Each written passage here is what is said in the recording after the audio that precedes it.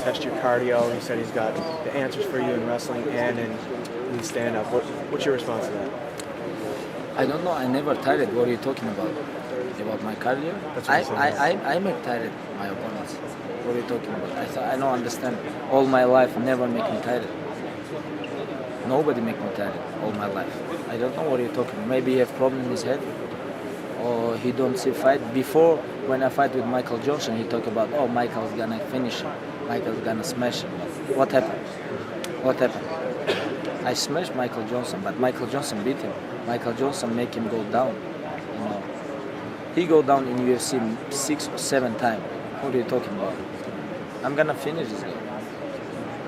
He said there's no animosity. It's just that you guys really want to fight each other. But from your end, do you not like him?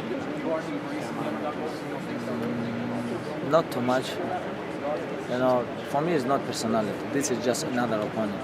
But he talked too much. That's why I'm gonna break his face, teach him a little bit respect, and this is what I'm gonna do. You've talked a lot about, you know, fighting for the interim belt and that you're treating this like the real belt. Is it a little bit disappointing that, you know, this isn't for the actual, I know you've answered this probably, but this isn't actually for the lightweight title?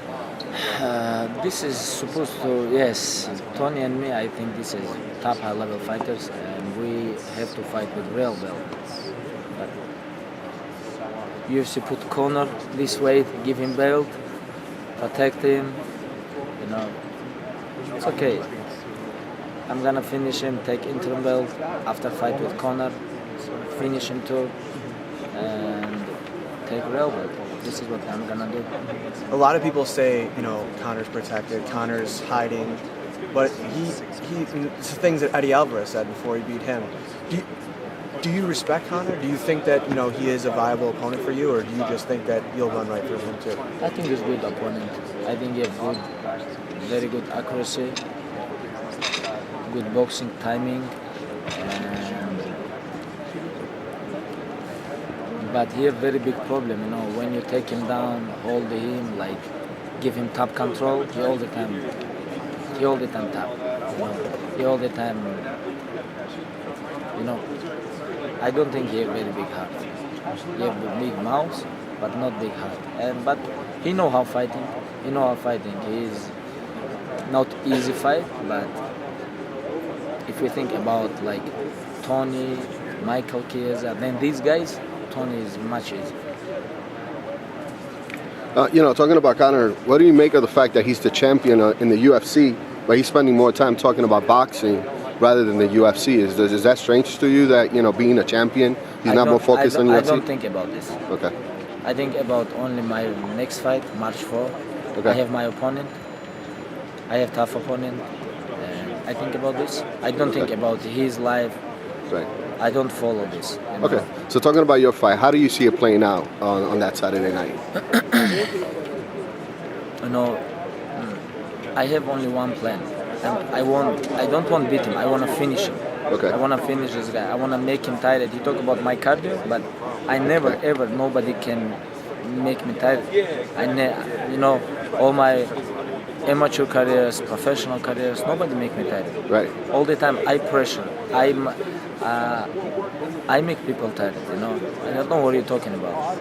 Yeah. And I think he very surprised when he feel my pressure. Okay. I think it's because I feel when I pressure to Michael Johnson, I watch his eyes, I feel he's like surprised, you know.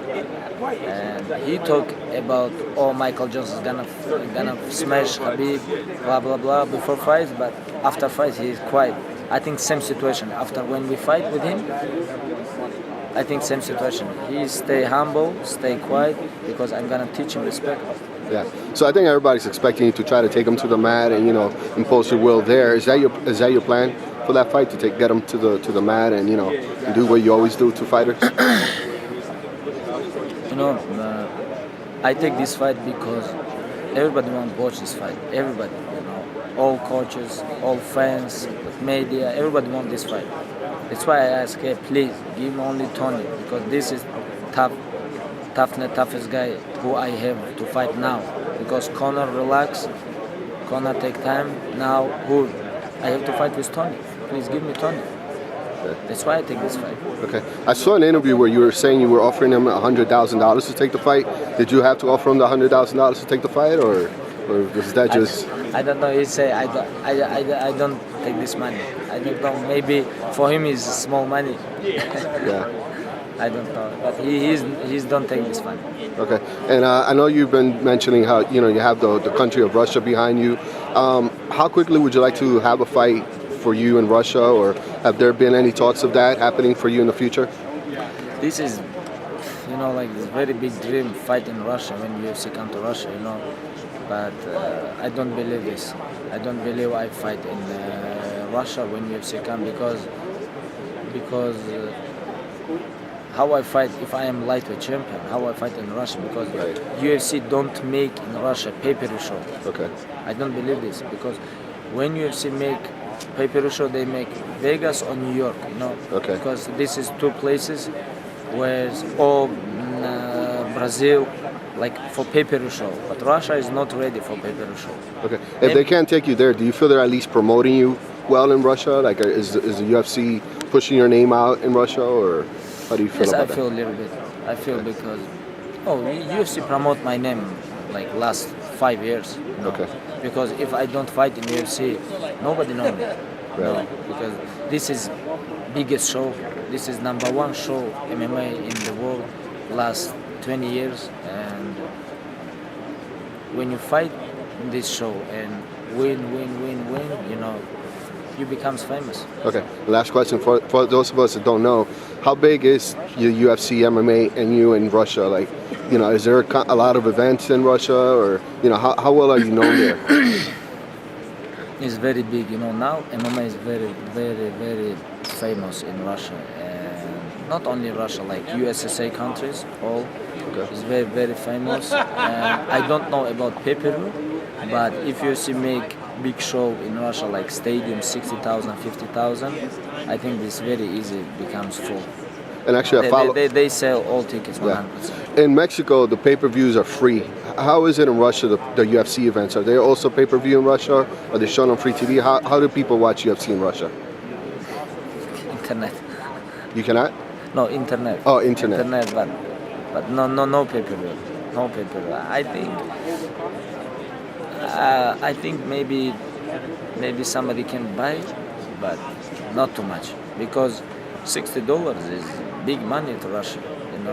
$60 is nothing in USA, maybe, but in Russia it's big money. Okay. For regular family, this is very big money. Thank you. He asked you about the money offer you made to Tony to take this fight. Obviously, didn't come to that. But what made this fight so important to you that you were willing to pay him part of your purse to make it happen? Number one, important for me this fight because everybody talk about this fight. 8-win streak, 9-win streak, and we have to fight. That's why I asked Yusuf, please make this. I want to fight with him. Make this. And then when UFC say you fight for the interim belt, I love this. Why not? I'm gonna beat toughest guy in division and take belt same time. This is very big news, very good news for me, and this is what I'm gonna do. Did you ever think you'd get to this point in your career where you'd have this type of opportunity as a co-main event, as a title belt seeker? Yeah, this 100% this is biggest fight all my life, and that's why I'm trained hard, very hard, train smart, and I'm gonna show my best shape of all time. I'm gonna show this. Thank you.